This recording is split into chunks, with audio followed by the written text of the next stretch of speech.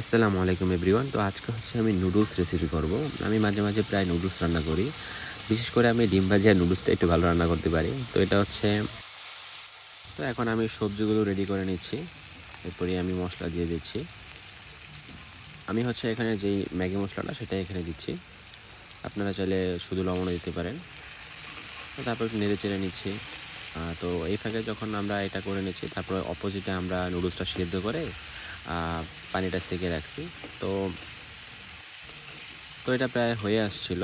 হওয়ার পরে ভাবলাম এখন ডিম দিয়ে দিই। তো আমি এখানে ডিম দিয়ে দিলাম।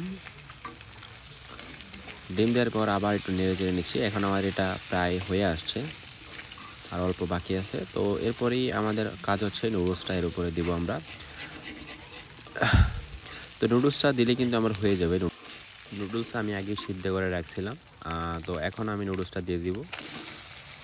নুডলস দেওয়ার পরে এখানে আমি একটু মশলা দিব। মশলা দেওয়ার পরে এখন নাড়া দিচ্ছি। আপনারা আমার মতন যদি একবার ট্রাই করেন অবশ্যই ভালো লাগবে। আমি এভাবে সাধারণত নুডলস রেসিপি করি। অনেকে আছে যে পানি সিদ্ধ করে ফালায় না, আমি পানিটা সিদ্ধ করে ফালায় দিই, তারপর হচ্ছে করি।